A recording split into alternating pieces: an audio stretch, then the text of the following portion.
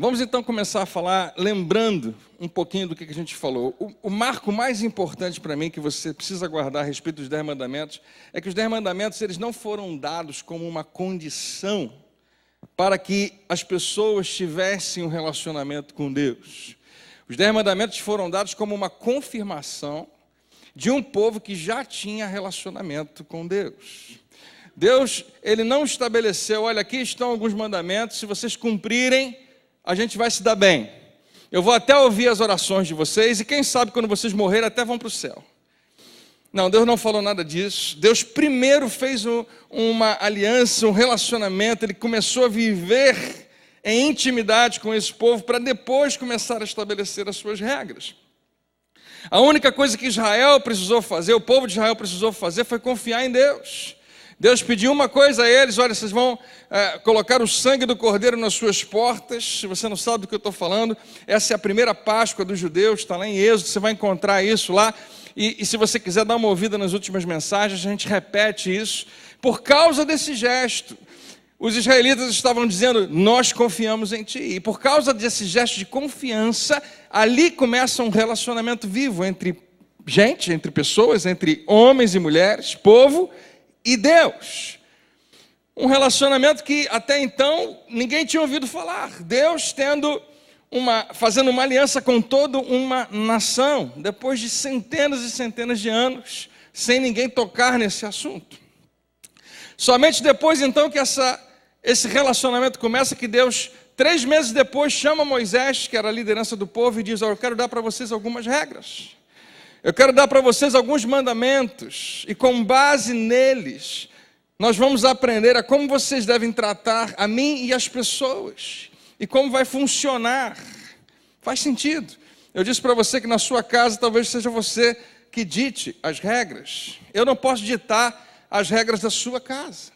Você também não pode ditar as regras da minha casa. Na minha casa, eu me casei, mais tarde a gente teve filhos, e para que a gente funcione bem como família, algumas regras são importantes. Algumas regras são extremamente necessárias. Deus não nos chamou para uma vida de anarquia. Deus não nos chamou para uma vida sem absolutamente limites e regras. Não, existem regras, existem limites, existe um regulamento. O que a gente tem que guardar como cristãos do Novo Testamento, que por causa de Cristo, primeiro Deus nos chama para a sua família e depois Ele estabelece para mim e para você as regras. Quem está vivo aí, diga amém. Você já leu alguma das cartas do Novo Testamento, alguma das cartas de Paulo, ou alguma das outras cartas que ali estão, né, as epístolas? Se você ler, você vai encontrar esse padrão. Pegue qualquer uma das cartas de Paulo e leia de maneira crítica, leia de maneira como alguém que está analisando. Você vai observar que Paulo primeiro apresenta essa maravilhosa graça do Evangelho. A boa nova de que em Cristo nós fomos salvos. Em nenhum momento o Espírito Santo está falando ali para as pessoas, para a igreja ou para qualquer outro que quiser ouvir, que primeiro você tem que se ajustar, primeiro você tem que se acertar, primeiro você tem que fazer algumas coisas, então você vai ser aceito. Não, a primeira boa notícia é que você já foi aceito por Deus em Cristo Jesus. Já foi aceito, já foi aprovado. Não me pergunte como, porque só pode ter sido amor e graça dele, não tem um outro caminho. Se você tentar entender, você vai ficar como qualquer outra pessoa. Não há como explicar tanto amor e tanta graça, mas ele escolheu. Ele decidiu amar você desse jeito. Enquanto a gente estava louvando hoje, eu estava agradecendo tanto a Deus por isso, porque a gente não faz ideia desse amor tão grande que Ele tem por nós. Mais uma semana passou. Como é que foi a sua semana de relacionamento com Deus? Você sabe que em alguns momentos dessa semana, eu fui tentado a achar que Deus não estava tão feliz comigo. Isso não acontece só essa semana, acontece quase sempre. E acontece com você, acontece com todo mundo. Porque nós temos a tendência de julgarmos que Deus vai ter a mesma reação que nós teríamos. E a gente perde a paciência com as pessoas. Por que Deus não vai perder a paciência com a gente? E a gente muitas vezes frustra com as pessoas. Por que Ele não vai se frustrar conosco? Se você se conhece muito bem, você sabe. Não é fácil se frustrar com você? Não é fácil se decepcionar com você? Não, você não está nem fazendo nada, mas eu sei que é verdade, né? É fácil as pessoas se decepcionarem umas com as outras, não é tão difícil, acontece o tempo todo. Então, nós somos tentados no nosso dia a dia a pensar, Deus não deve estar muito feliz comigo. Deus não deve estar muito paciente. Deus já deve estar no limite dele comigo, ou então já passei do limite. Mas, querido, se você entendesse esse amor tão grande que não dá para realmente compreender na sua totalidade, mas você pode simplesmente crer, você vai começar a perceber a grandeza de quem Ele é e nele quem você é. Eu e você precisamos lembrar daqueles momentos onde você teve uma experiência assim. Você já olhou, como eu de vez em quando eu falo que eu conto aqui para vocês, né? Eu sou muito apaixonado por família, eu amo muito meus filhos, minha esposa, e de vez em quando eu fico de longe, assim, observando. Aliás, a gente ama mais os filhos de longe, já percebeu isso? Quando estão mais longe, a gente ama mais, eu não sei explicar porquê. Quando estão dormindo, o amor é tão grande, né? Assim, às vezes eu vejo eles caminhando assim, indo para a escola, vão me deixar livre metade do dia, né? E eu penso, meu Deus, que presente. E realmente é. E esse amor que nós temos pelos nossos filhos precisa ser para nós um exemplo, precisa ser para nós uma amostra, mesmo que pequena, do imenso amor que Ele tem quando Ele olha para você. Deus está olhando para você nesse momento e há um sorriso no seu rosto. Ele ama você, Ele gosta de lhe abençoar, Ele gosta de fazer coisas boas na vida dos seus filhos. Amém, queridos? Então, o princípio fundamental do que a gente vai falar é esse.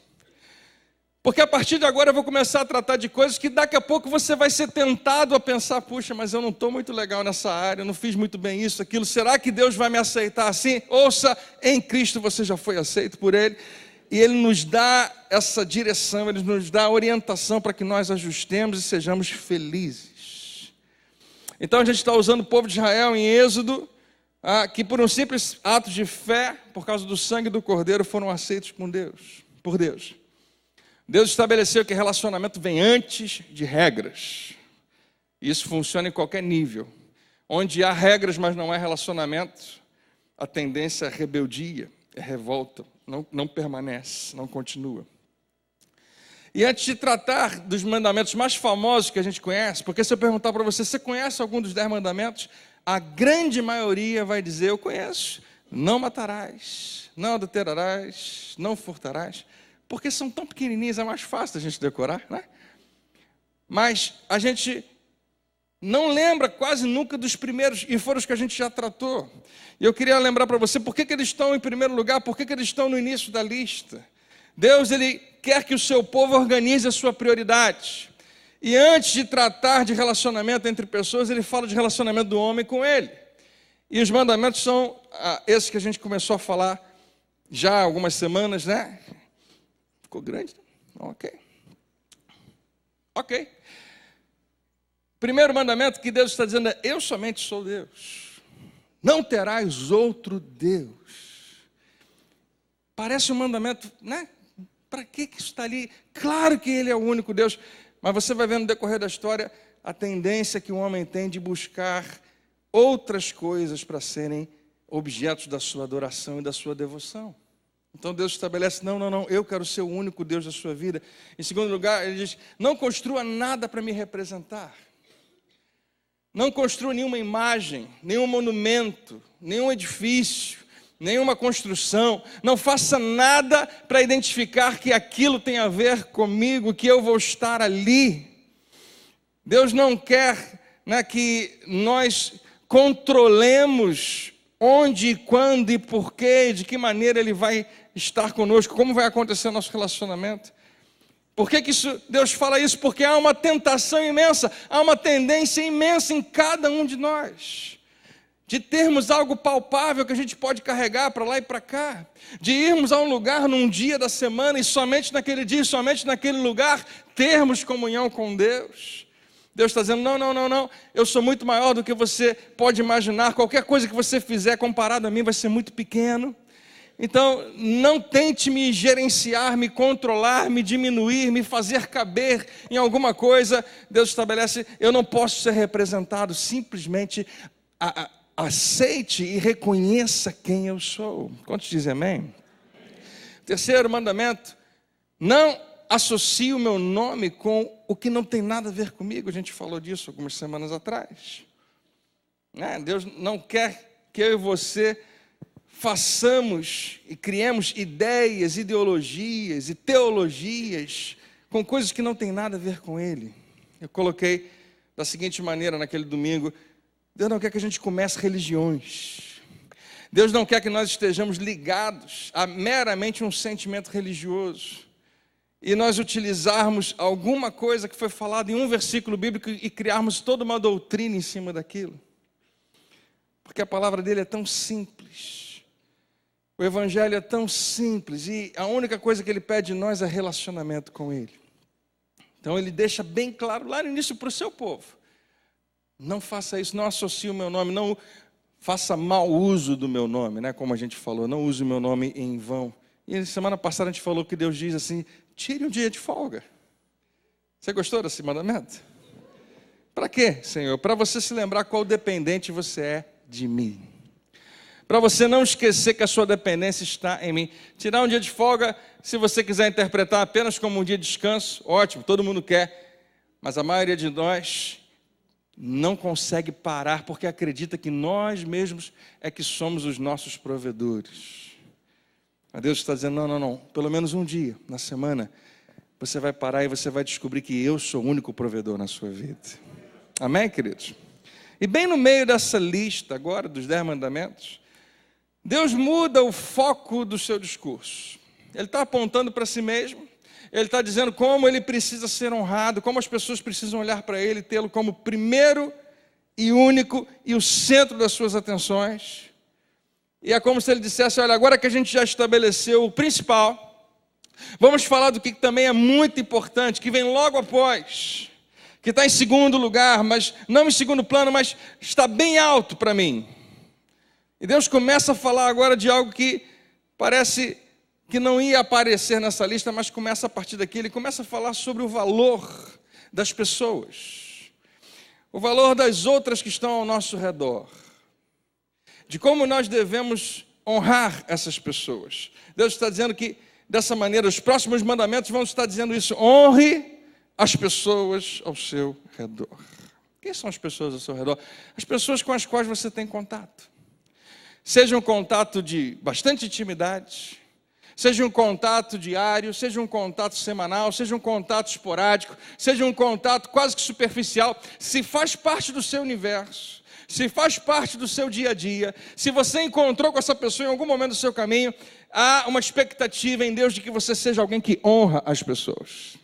Alguém que tem em si esse espírito já imbuído de que outros serão honrados por você. Deus está dizendo: primeiro, vocês devem me honrar. E em seguida, vocês devem honrar as pessoas ao seu redor. O que vem a partir de agora nessa lista aponta sempre para o próximo. Aponta sempre para algo que eu devo ou não devo fazer em relação a outra pessoa. E sabe o que é interessante nessa passagem? Que passa despercebido. Nós nos acostumamos. Você ouve falar dos 10 mandamentos desde que você é criança, mesmo que você não seja crente, mesmo que você tenha se convertido muito tempo depois. Os 10 mandamentos são famosos demais. Você sabe o que passa despercebido? É a relevância e o significado de um documento como esse, que foi preservado para nós até hoje. Esses mandamentos foram dados por Deus há cerca de 1.300, 1.400 anos antes de Jesus aparecer aqui na Terra, no cenário da Terra. E Jesus apareceu aqui há cerca de 2.000 anos atrás. 3.400 anos, gente, é muito tempo e é uma civilização absurdamente diferente da nossa. Você não faz ideia de como a civilização, a maneira das pessoas viverem e lidarem umas com as outras, não tem nada a ver com o que nós temos hoje. É um documento extremamente antigo e tratava de uma cultura e de uma realidade extremamente diferente daquela que você experimenta hoje. E naquela época, ninguém, nenhum povo, nenhuma nação jamais havia ouvido o que Deus vai falar agora, o que Deus vai começar a dizer para eles. Ninguém tinha essa base, essa noção de relacionamento que Deus vai começar a dar. O que me dá segurança é que só Deus poderia ter pensado nisso. Só ele poderia ter trazido esse princípio. Ninguém mais conseguiria ter inventado isso naquela época, naquela realidade, naquela cultura. E queridos, é por causa dessas leis que você vai começar a ouvir, né, quando ele estabelece, primeiro, entenda, reconheça quem eu sou, quando ele fala aqueles primeiros mandamentos, e depois ele diz, agora eu quero que você honre as pessoas. Cada uma das coisas que ele vai falar é para honrar as pessoas. Essas leis pegam o ser humano e eleva o seu status. Todos os homens, todas as mulheres, até mesmo os escravos, tiveram o seu status elevado, foram colocados num lugar, numa posição mais alta, que eles não tinham.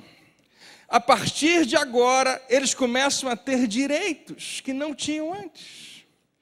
Porque o que valia no mundo naquele tempo era a barbaridade do mais forte.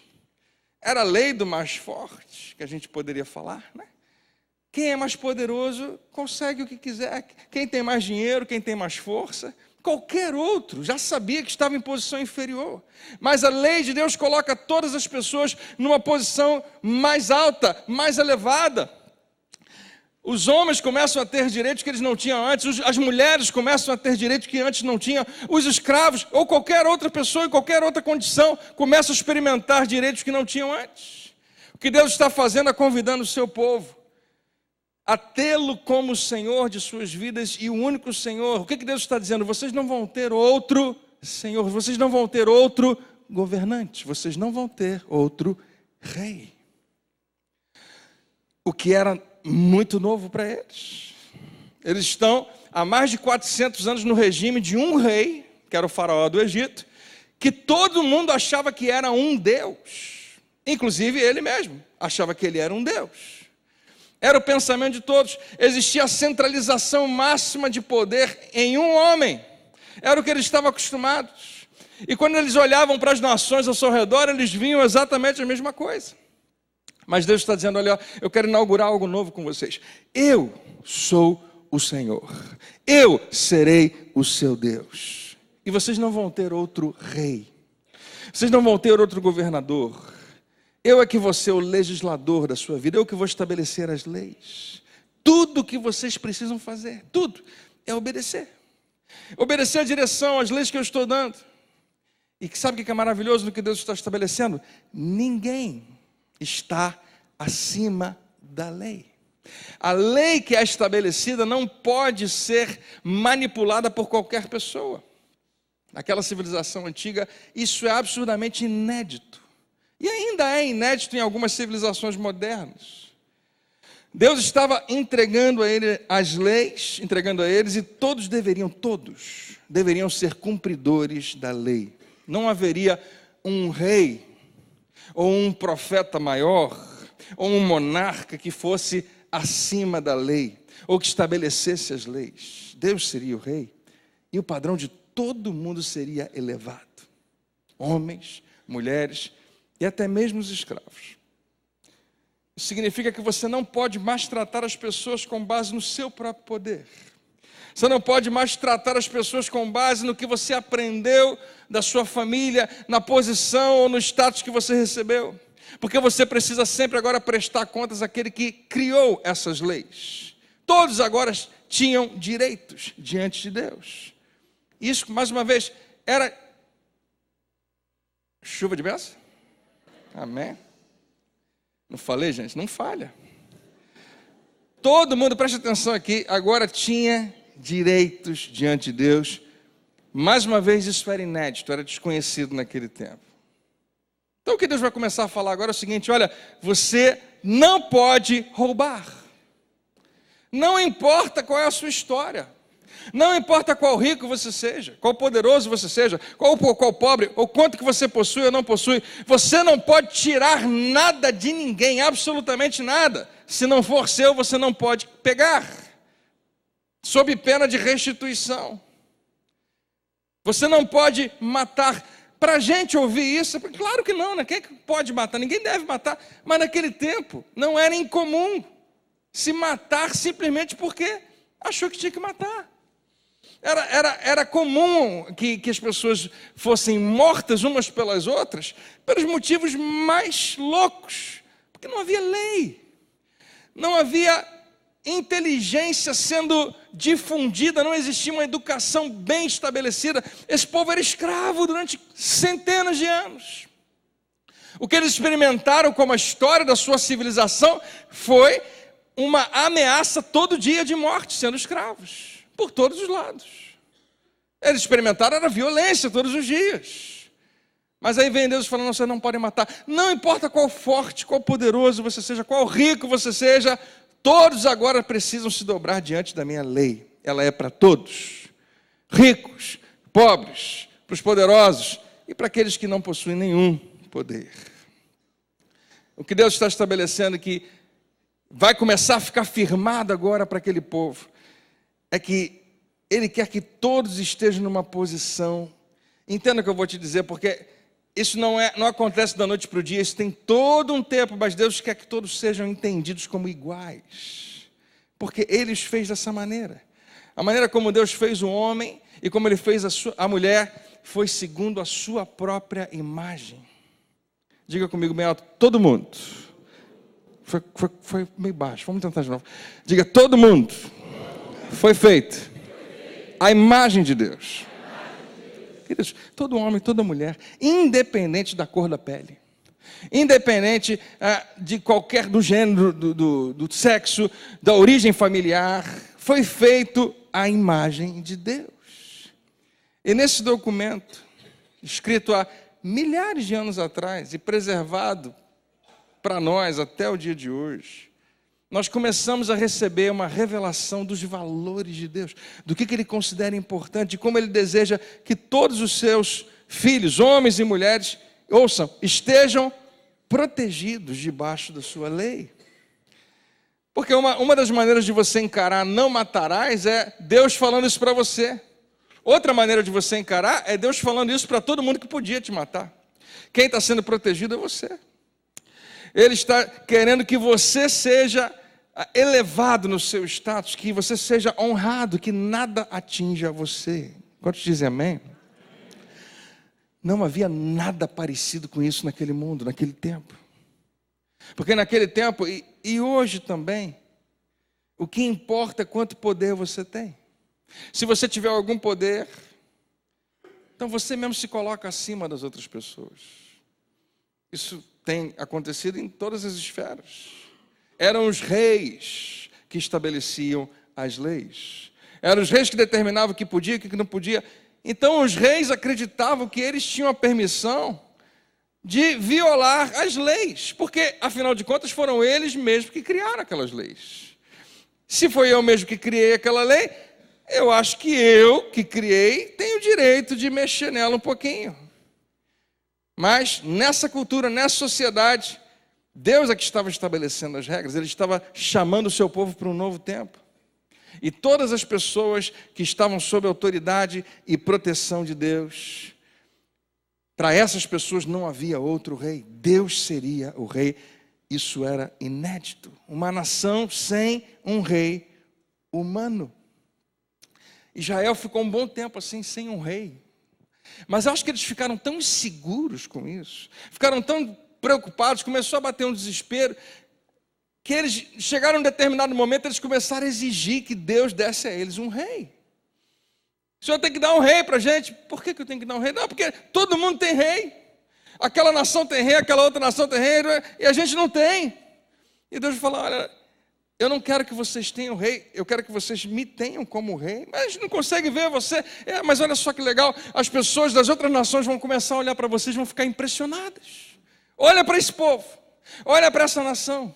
Eles construíram cidades, eles levantaram exércitos, eles têm plantações imensas, eles têm uma estrutura econômica tão estabelecida e eles não têm um monarca, eles não têm um governante. Como é que pode um negócio desse? É incrível. Porque eles acreditam que Deus é o rei deles. Mas o povo insistiu, nós queremos um rei, nós queremos um rei. As outras nações todas têm, nós também queremos. E Deus alertou eles, olha, se vocês querem um rei, e vocês tiverem um rei, junto vem tudo que um rei representa. Junto com o rei, vai vir outras coisas, uma série de coisas que eu não queria para vocês. E aí você vai ler a sua Bíblia e você vai descobrir que a partir daquele momento em que o povo tem um rei estabelecido, frequentemente esse rei se acredita em si mesmo como superior às leis que ele estabeleceu. Ele acredita que ele mesmo pode violar, burlar aquelas leis. Isso acontece no cenário político da nossa nação. Isso acontece no cenário político de qualquer nação. Quem é legislador, quem estabelece as leis, isso está no ser humano. Ele tem uma tendência a acreditar que porque ele o fez, porque ele criou, ele pode estar acima daquilo. Mas o que é interessante para nós aqui hoje é que esse princípio de Deus, como Deus estabelece isso, Ele como governante, Ele como rei, Ele como o único que vai determinar as leis de uma nação, isso de repente começa a diluir, praticamente parece que apagou durante muitos e muitos anos. Com a história do povo de Israel, você vai vendo que isso vai se diluindo. Se você ler a história dos reis, que na sua Bíblia tem lá, 1º Reis, 2º Reis, você vai ver uma sequência de homens, de vez em quando mulheres, mas principalmente homens que se levantam como rei, que são levantados como o rei de Israel, o rei de Judá, e a Bíblia faz questão de explicar, esse é o rei fulano de tal, e ele fez o que era mal perante o Senhor. E esse é o currículo da grande maioria.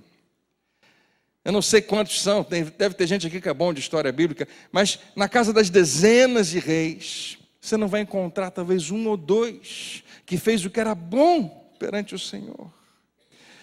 E isso vai se diluindo, e os tempos vão passando, e eu e você conhecemos um pouquinho, né, de como a coisa aconteceu, como nós vivemos em trevas nesse mundo. Há uma época da própria igreja cristã, que foi uma época muito estranha, até que alguma coisa aconteceu, no século XVIII. Você lembra que, se você lembra alguma coisa de suas aulas de história, né? As revoluções que aconteceram trouxeram um pensamento novo. E na Revolução Americana de 76, 1776, você começa a ver um grupo de pessoas que quer restaurar isso. E nós queremos ter uma nação, e eles começaram assim, os Estados Unidos, onde a lei que Deus estabeleceu vai estar acima de qualquer outra. Isso começa a acontecer, isso começa a ser restaurado. E, queridos, de lá para cá, o que acontece no cenário mundial, ideologicamente, teologicamente, é incomparável com qualquer outra época do mundo. Porque as pessoas começaram a descobrir a importância de trazer de volta o que Deus estabeleceu como decreto. Eu queria que você marcasse o que eu vou te falar agora. Que hoje você vai ver isso, na história você vai ver isso, mas você vai ver muito claramente nos dias de hoje. Toda e qualquer nação onde a lei e a soberania de Deus é a base para a sociedade, todas as pessoas têm o seu status elevado. Todo homem e mulher, criança, idoso, todo mundo recebe direitos e são guardados aqueles direitos. Todos crescem como cidadãos com direitos e deveres. Mas todas as nações, toda e qualquer nação onde a lei de Deus é ignorada ou desprezada, eu e você vemos, são nações onde os direitos humanos são também ignorados e desprezados. Um lugar onde não tem nada de Deus, também não tem nada de honra ao homem, ao ser humano de uma forma geral. O povo ou a nação onde o homem ou a mulher ou um rei ou um soberano determina a lei, é uma nação onde esse rei frequentemente acredita que está acima da lei. Sempre que você mesmo cria uma regra, você se sente na liberdade, você se sente com a permissão de violar aquela regra, ou acrescentar algo, ou tirar alguma coisa, a fim de usá-la para o seu benefício. Você sabe do que eu estou falando? Porque você é muito parecido comigo. Deixa eu dar um exemplo para você. Lá em casa, eu crio algumas regras. Por exemplo, quando chega a Páscoa, a gente ganha muito chocolate lá em casa. E quem estava dormindo acordou agora. E se tiver muito chocolate, ou em algum momento que a gente faz compra, tem uma caixa lá com vários chocolates, eu preciso determinar para os meus filhos quantos chocolates eles podem comer por dia. Então eu digo para eles, olha, 1 chocolate depois do almoço. Mas, como aquele que criou a regra, eu frequentemente me sinto na liberdade de poder fazer diferente. Pode parecer estranho, mas, queridos, assim é com todo grupo ou todo indivíduo que estabelece regras, seja no governo, seja numa empresa, seja onde for, numa nação, até num clube. E, claro, numa família também. Quando Deus dá os 10 mandamentos a Israel, Ele está querendo ser reconhecido como o único legislador, a quem todos devem prestar contas. Isso pega todo mundo e coloca numa posição mais alta, mais elevada. Tem uma ilustração interessante. Os Estados Unidos, você sabe que agora vai ter um novo presidente a partir do ano que vem. Mas esse último presidente que governou lá, o Barack Obama, eu não sei o que as pessoas pensam dele de uma forma geral, mas eu ouvi alguns discursos, alguma maneira de colocar, e eu me tornei alguém que admira, por um lado, algumas coisas desse governante, do presidente americano. E uma das coisas que chamou a minha atenção, quando todo mundo dizia que ele era cristão, e realmente ele é, né, de realmente frequentar a igreja, receber direção de Deus. Eu não sei como que isso funcionou durante esse tempo todo, não vou entrar nesse mérito, mas uma das coisas que quando sempre que ele se referia a Deus, diferente de muitos outros presidentes, ele usava uma expressão que praticamente nenhum presidente usava. Ele chamava Deus de o Todo-Poderoso. Né? Na linguagem dele, The Almighty, aquela voz bonita do Barack Obama. O Todo-Poderoso. Toda hora, ele não falava Deus. E aquilo soava estranho para mim. Eu falava, esse cara está querendo aparecer, por que ele não fala Deus? Não, o Todo-Poderoso, toda hora, o Todo-Poderoso, o Todo-Poderoso. Até que um dia ouvindo, eu prestei atenção e falei, gente, há um princípio nessa verdade, porque você pode ter, talvez, os seus, não necessariamente concordar com o que muitos concordam. O cargo de presidente dos Estados Unidos, por muitos é dito como o cargo de maior poder no planeta.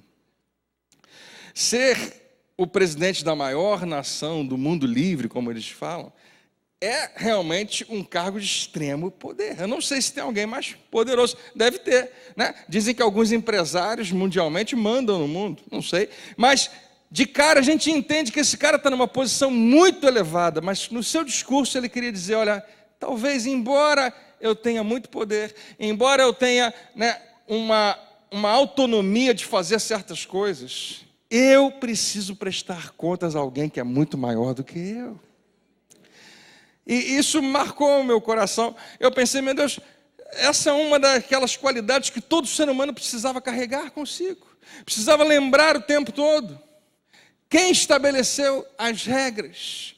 No início de tudo, não fui eu, não foi um presidente, não foi qualquer um, foi o próprio Deus. E ouça, nós estamos aqui, né, em 2016, terminando esse ano, e você está se perguntando, mas o que realmente os 10 mandamentos têm a ver? Por exemplo, com a nação brasileira. Eu preciso que você guarde que os 10 mandamentos não são relevantes para a nação, seja essa, seja qual for, por causa do seu conteúdo. Mas eles são extremamente importantes, porque ali está um princípio de que existe um Deus que governa sobre nós. É simplesmente se dobrar diante de um Deus que falou, o reconhecimento que existe um Deus que é Senhor sobre tudo e sobre todos, a qual todo homem e toda mulher deve prestar contas. Quem está vivo aí, diga amém. No mundo de hoje a gente percebe esse contraste. Eu não vou entrar aqui nas nações ou nas religiões que você conhece, que estão aí nos jornais. Na nossa história nós vemos isso. Toda e qualquer civilização que se desenvolve ignorando Deus, ignorando a lei de Deus, você vai ver abuso de poder e violação dos direitos humanos cada vez mais alto, cada vez acontece mais. Mas as civilizações que se desenvolvem tendo como base um único Deus, que é o legislador que estabelece as regras, nessa sociedade a posição de todos é elevada. O status de todos é elevado. Deus quer que todo mundo saiba que todos precisam ser honrados, porque todos foram criados à sua imagem e semelhança. Os 10 mandamentos nos ensinam, então, a tratar uns aos outros com respeito. Que nós devemos honrar quem está ao nosso redor, mas que também você deve ser honrado. Deus quer que você seja respeitado, honrado. Deus quer que você seja valorizado pelas pessoas. Por isso, Ele também revela como Ele quer tratar você. Você sabia que Deus revela o amor dEle pela minha vida, usando pessoas para revelarem amor na minha vida? Uma das melhores, a palavra não é vantagem, um dos maiores privilégios de ser um marido. Quantos maridos tem aqui? Diga amém. Quantos esposos? Deixa eu falar para você que é casado. Um dos maiores privilégios de ser um cônjuge é que Deus escolheu você para ser uma representação dEle na vida do seu cônjuge, para revelar o amor dEle na vida de alguém que está perto de você. Da mesma maneira com seus filhos, da mesma maneira com outros que estão ao seu redor, Deus nos usa para revelar o seu amor às pessoas. O que Ele quer, no final das contas, é que você seja honrado pelo amor que as pessoas têm também. Então vamos terminar aqui. Primeiro, reconheça a Deus como o único Deus, não tente me controlar. Deus está dizendo, não associe meu nome com coisas que eu não me associei. Tire um dia de folga, mandamento número 4. E agora, Ele nos dá uma outra categoria de pessoas que nós devemos honrar. Nós vamos ler os últimos 6 versículos de Êxodo capítulo 20, a partir do versículo 12. O mandamento número 5, famosíssimo. Vamos ler junto? Honra teu pai e a tua mãe, a fim de que tenhas vida longa na terra que o Senhor teu Deus te dá. Glória a Deus. Esse é um mandamento famoso, é o único mandamento que traz consigo uma promessa. E ele aparece aí nessa lista lá em cima também. Primeiro Deus está falando, eu quero que vocês honrem a mim. E o que vem logo em seguida? Alguém poderia pensar, por que ele não falou para honrar Moisés? Porque Moisés é o cara, é o líder. E muitos líderes religiosos dizem que tiveram um encontro com Deus e que foi isso que Deus falou, que vocês precisam obedecer tudo que eu falar. Moisés não fez isso. Mas ele coloca logo em segundo, lá no topo da lista das pessoas que nós precisamos honrar, ele coloca, honra o teu pai e a tua mãe. E traz consigo, interessante, um mandamento, uma promessa junto com esse mandamento. Para que você tenha uma vida longa. E quando a Bíblia fala de ter uma vida longa, não é apenas uma longa duração, mas uma vida abençoada, uma vida boa e longa na terra que o Senhor Deus te dá. Olha aqui para mim, esse povo nunca tinha tido terra. Eles não sabem o que é isso. Eles já são talvez a 8ª ou 10ª geração de escravos, ou mais. Eles nunca tiveram terra, eles foram posse de outras pessoas, mas eles mesmo nunca possuíram nada. Deus está dizendo, eu vou dar a vocês uma terra. E eu vou dar a vocês um status de nação. Isso é grande demais, é maior do que você pode imaginar, mas ele está falando que isso está atrelado à questão de como você trata a sua família. Então o que eu vou te falar agora, eu queria que você guardasse. Assim como vai a família, assim vai a nação. A nação está totalmente atrelada a como as famílias estão. A maneira como as famílias funcionam, a maneira como a honra está na família, revela como uma nação vai e para onde ela está indo. E Israel, você vai ver na história bíblica, vez após vez se afastou dos ensinos dos seus pais, do que seus pais estabeleceram. O que você vê o tempo todo que Israel se afastando de Deus? E simplesmente eles olham para um lado, olham para o outro, eles veem as outras nações, dos outros povos, e fala, pai, mãe, funcionou até agora para vocês ouvir o que Deus falou, mas para a gente tem que ser diferente, a gente tem que viver igual a esses outros povos. E o que acontecia? É que pouco a pouco eles foram perdendo o seu território, eles foram perdendo as suas terras, até que saíram completamente, foram totalmente dispersos pelo mundo todo. Então existe uma ligação profunda em honrar a sua família. Deus colocou lá em cima, e a partir de agora ele vai começar a falar para você honrar todo mundo, mas antes de falar para você honrar todo mundo, ele fala, eu quero que você honre a mim, e logo em seguida, a sua família. E na sua família, seu pai e a sua mãe. Eu não sei até onde a gente poderia levar isso, mas eu acho que o Espírito Santo é melhor do que eu para revelar no seu coração qual é a grandeza disso. Honre a Deus, depois honre os seus pais. E finalmente a gente chega naqueles que todo mundo lembra. aqueles que estão mais na nossa mente. Agora Deus vai se tornar bem específico em como você deve honrar as pessoas. No versículo 13, mandamento número 6, não matarás.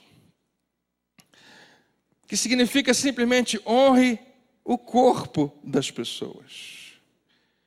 Honre a vida no corpo das pessoas. Eu quero que você me honre, eu quero que você honre os seus pais, eu quero que você honre as pessoas, e eu vou dizer como você deve fazer isso. Você vai honrar a vida daquela pessoa, não machucando, não ferindo, não matando.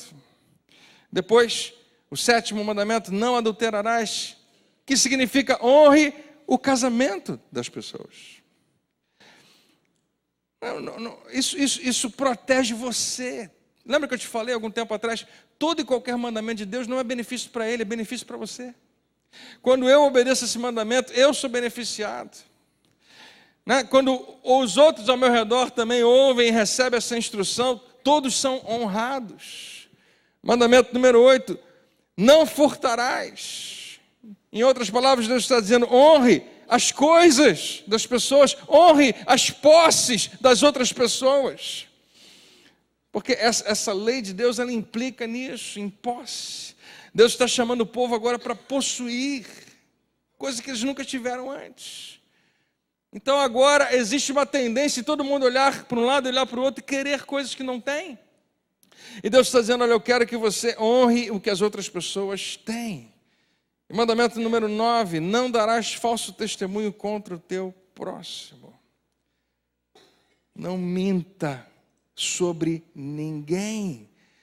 Em outras palavras, honre a reputação das pessoas. Honre as pessoas dessa maneira, o corpo, o casamento, honre a reputação, honre as coisas, as posses das pessoas. E por último, o 10º mandamento. Deus declara uma coisa que parece um tanto estranha. E aí o que me faz pensar que se tivesse sido eu que tivesse escrito a lei, ou tivesse sido você, ia ser muito diferente, não é? Desses 10 mandamentos. A gente não ia lembrar de um monte dessas coisas. Se a gente lembrasse de algum deles, não ia ser nessa ordem. E possivelmente esse último mandamento nem ia estar na lista. Porque aqui está um mandamento que nunca foi incluído como base na Constituição brasileira. Se você for na Constituição brasileira ou de qualquer outra nação, você não vai encontrar nada parecido com esse mandamento, embora Deus tenha colocado no meio de não matarás, não adulterarás, não furtarás. Mas Deus sabia que, por mais que ele passe despercebido por nós, ele é tão importante que ele nos deixa esse registro. Esse é o mandamento que você cumpre no invisível. E dificilmente alguém vai saber se você violou esse mandamento ou não. O 10º mandamento, eu coloquei uma paráfrase dele aqui para você. É como se Deus estivesse dizendo assim, você é responsável perante mim pelo que você pensa. Se você tiver com a sua Bíblia, você sabe qual é o mandamento. Deus está dizendo, você deve prestar contas a mim pelo que vai no seu coração. Qual é a primeira parte dos 10 mandamentos? Tudo para Ele. Eu devo ser o único Deus, você não deve fazer outros, você não deve usar o meu nome em vão, você deve fazer isso, aquilo outro. Olhando para mim, em outras palavras, tem a ver com a nossa adoração, com a nossa devoção a Ele. Tão sério quanto a sua adoração. Tão sério quanto a maneira como você deve tratar as pessoas com as suas palavras e as suas ações. Na mesma lista, Deus diz, eu quero que você leve muito a sério o que acontece dentro de você. O que acontece no seu espírito, no seu coração. Esse é o 10º mandamento, o último da lista. Não cobiçarás. A primeira parte diz assim, não cobiçarás a casa do teu próximo.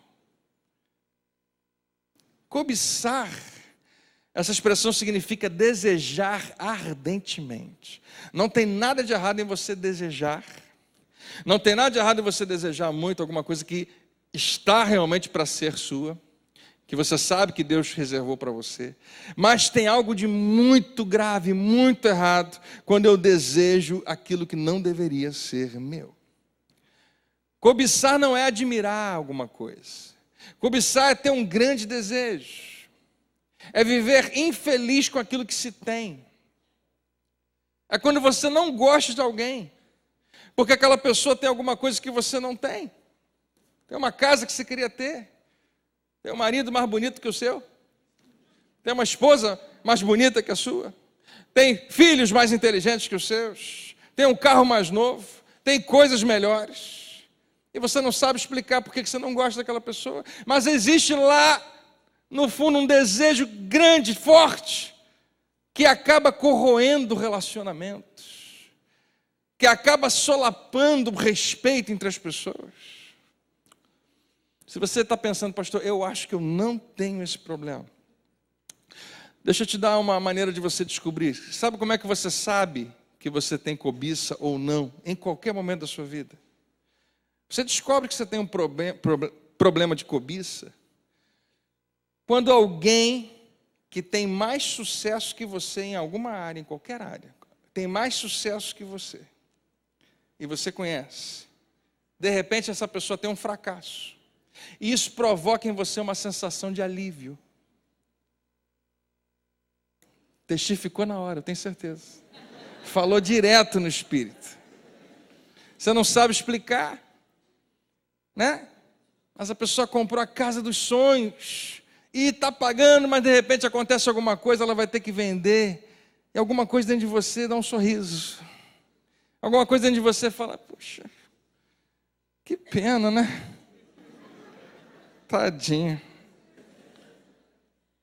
É um desejo tão forte, ardente, pelo que não se deve ter, que corrói relacionamentos. E, queridos, isso não é algo visível. A maioria das vezes não é, pode até se tornar, mas não é algo visível. Ninguém vai chamar a polícia por causa disso, uma cobiça. Alô, é do Disque Denúncia? Olha, eu queria fazer uma denúncia aqui, reportar uma cobiça. Porque eu estou olhando para o meu vizinho ali do lado, ele não para de olhar para o meu carro. E eu acho que no início ele estava até admirando, mas agora eu acho que ele está com a cara de cobiça. Vem rápido.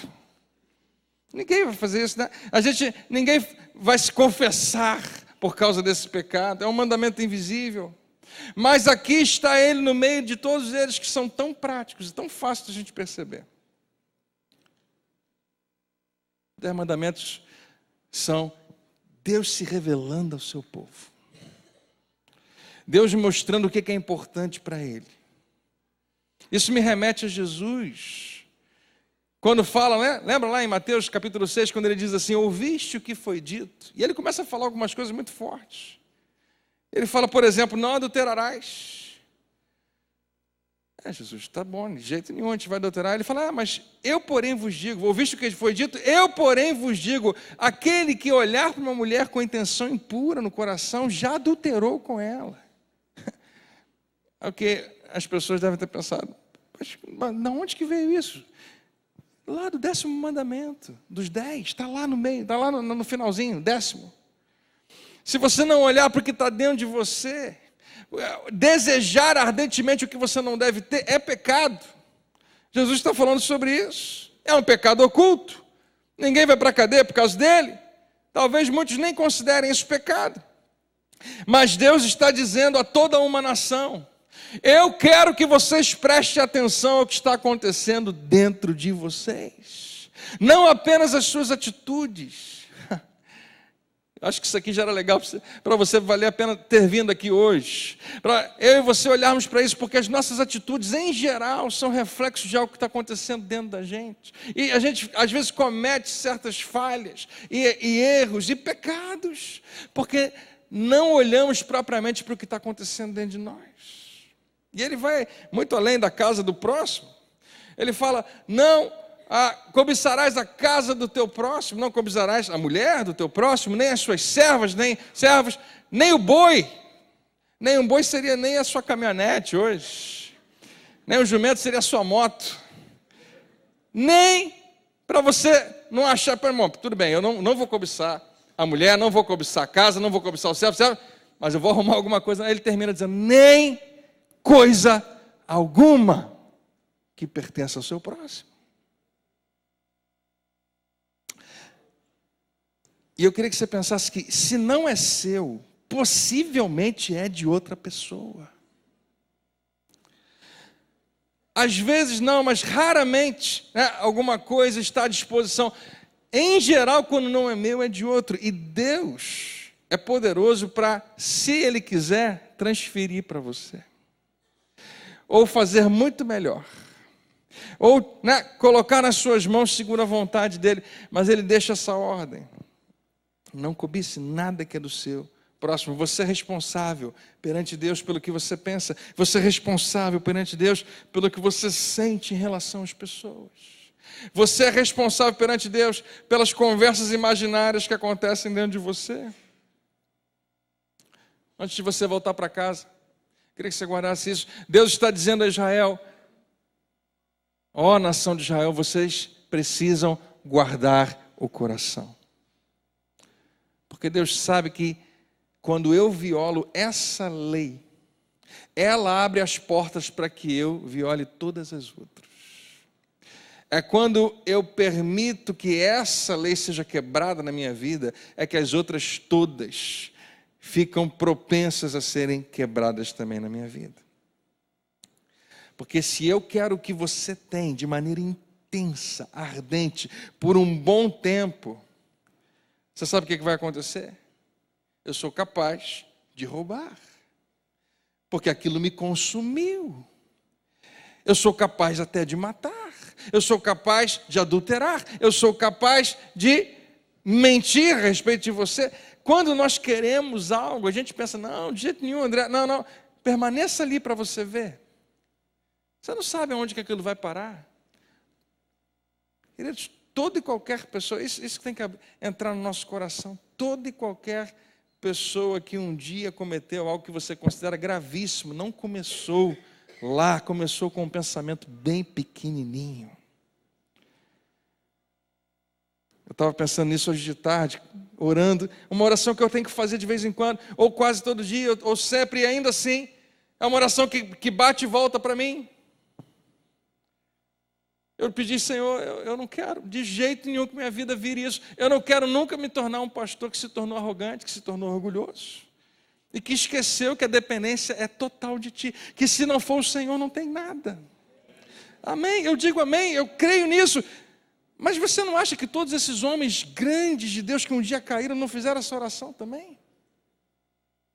Que esses grandes homens que hoje não tem mais como falar muita coisa, que perderam a sua moral, talvez eles tenham tido essa mesma oração um dia, dito: Senhor, eu preciso que o Senhor me guarde. Mas eu acho que Deus devolve. Provérbios capítulo 4. Guarda o teu coração. E quando Deus estabelece algo como isso, guarda o teu coração, não adianta você orar: Senhor, o Senhor guarda o meu coração. Eu preciso que o Senhor faça isso por mim. Não, filho. Eu já estabeleci que é você que é responsável por isso. Que é você que tem que olhar para o que está acontecendo dentro de você. E você precisa ser sério em relação a isso. Porque qualquer outra coisa que vier em seguida vai partir daí. Você recebe isso no seu espírito hoje? O que a gente aprendeu hoje então? Em primeiro lugar, honre a Deus. Honre as pessoas ao seu redor. E preste atenção ao que está acontecendo dentro de você. Isso não é perfeito? Como é que Deus estabelece isso? Esses 10 mandamentos, no final das contas, se você permitir, eu vou resumir assim. Deus está dizendo: eu quero que você me honre. Não começa por qualquer outro lugar, começa por aí. E eu quero que você honre em seguida as pessoas ao seu redor. Eu não estou perguntando o que você sente por elas. Eu não estou perguntando se você gosta ou não gosta. Eu não estou perguntando se é confortável ou não. Eu não quero saber das suas desculpas ou justificativas. É uma ordem: honre as pessoas ao seu redor. E por fim, preste atenção ao que está acontecendo dentro de você. Isso parece uma utopia, parece distante demais, mas, queridos, não precisa ser. Deus não estabeleceu nada que fosse impossível de nós alcançarmos. Claro, talvez cumprir, né, toda a lei seja um desafio para qualquer pessoa. Não é isso que Ele quer de você e de mim. Ele sabe que a gente está caminhando, que a gente está crescendo, que falhas vão acontecer, mas a gente precisa olhar para um alvo, a gente precisa olhar para o norte. Quantos queriam, né, casar com um homem, com um marido que fizesse isso. Com uma esposa que fizesse isso. Queríamos ter filhos que vivessem para isso. Queríamos viver num ambiente de trabalho onde as pessoas olhassem para isso. Queríamos viver num ambiente de uma igreja onde as pessoas soubessem que esse é o foco. Quem está vivo, diga amém. Vamos ficar de pé? Esse é o resumo do que nós devemos fazer. Eu queria terminar dizendo para você, honrar a Deus, honrar as pessoas, olhar para dentro de você, são as regras.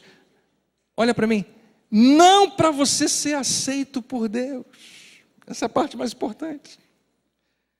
Honrar a Deus, honrar as pessoas, prestar atenção no que está acontecendo dentro, são as regras. Não para você ser aceito por Deus, porque Ele já te aceitou.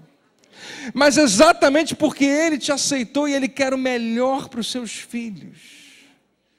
Ele estabelece, filho, aqui está a minha direção para a tua vida. Diga bem alto, eu sou o povo de Deus. E nós não nos tornamos filhos de Deus pelo sangue de animais, mas pelo sangue do Cordeiro de Deus que tira o pecado do mundo, do Filho de Deus, o Senhor Jesus. Por isso nós somos filhos. Todos os seus mandamentos, todos eles, não são para benefício de Deus, Ele não precisa de nada disso. Não é apenas porque Ele quer dizer para você que quem manda é Ele, Ele também não precisa disso. Como qualquer pai amoroso, a gente estabelece limites na vida dos nossos filhos por amor a eles. A gente diz o que eles devem fazer e o que não devem fazer. Não porque a gente quer aparecer, não porque a gente quer mandar, mas porque nós os amamos. E Jesus fala, quanto mais, vosso Pai Celestial. Nosso Deus é um Deus de graça, de profundo favor. Todos nós já ganhamos incontáveis presentes dele. O maior de todos é a razão da nossa vida. Ele não atribui pecado a mim e a você por causa de Jesus. Então não saia daqui tentando fazer uma análise da sua vida para descobrir quanto de pecado ou não você tem. Não vai te ajudar em nada. É a mesma coisa que se você nem tivesse vindo aqui. Se tudo que você quiser absorver daqui é um sentimento de condenação. Olhe para a sua vida, observe o que está acontecendo e lembre, Senhor, independente de qualquer história, independente do meu passado, eu quero estabelecer que o Senhor vai ser o primeiro na minha vida. E que porque o Senhor é o primeiro na minha vida, eu vou ser alguém que até onde eu puder, vou honrar as pessoas. Aquelas que estiverem perto de mim serão honradas de alguma maneira. Eu costumo dizer que todo culto nessa igreja precisa cumprir esses dois propósitos. O nome dele tem que ser glorificado e pessoas têm que ser abençoadas. Você percebe que é a mesma coisa que tem que acontecer na nossa vida, na sua vida, no seu dia a dia, na tua segunda-feira. O nome dele tem que ser glorificado e pessoas precisam ser abençoadas. Quem sabe através de você. Mas não perca de vista que a tua luta nunca foi nem nunca vai ser contra o que está do lado de fora, mas com o que está do lado de dentro. Então presta atenção ao que está acontecendo dentro de você. Alguns meses ou anos atrás eu falei aqui sobre comparação. O que é isso? A gente não usou esse nome, mas é cobiça. É uma tendência que todos nós temos, ninguém escapa, ninguém. Mesmo que eu tentasse, na maior arrogância, acreditar que eu sou o mais santo de todos, porque eu sou o pastor da igreja, que é um absurdo pensar isso. É uma pena que algumas pessoas pensam, acho que o pastor realmente está acima das outras pessoas. Eu sou igual a você, e eu posso dizer para você sem o menor medo, acontece muito comigo. Eu olho para outros pastores, eu olho para outros ministérios, eu olho para outras igrejas, e sou tentado, né, a me avaliar com base nisso. Deus é tão bom, tão maravilhoso. Frequentemente Ele vem até nós, Ele vem até mim. De alguma maneira Ele chega, André, foi eu que te chamei, foi eu que te capacitei, sou eu que tenho um plano para você. Com muito amor Ele fala assim, fica na tua. Você é capaz de ouvir Deus falando isso para você hoje? Filho, fica na tua, porque eu tenho muito mais para você. Se você apenas me ouvir e me obedecer, segue o caminho que eu tenho para você. Não se desvia para um lado ou para o outro. Em outras palavras, para de olhar para os lados. Para de olhar para pessoas que são maiores ou menores que você. Se você olhar para alguém que é maior, você vai ficar frustrado. Se você olhar para alguém que é menor, você vai ficar orgulhoso. Nada disso vai funcionar na sua vida. Olha para cima, olha para mim. Eu sou poderoso, mais do que você imagina.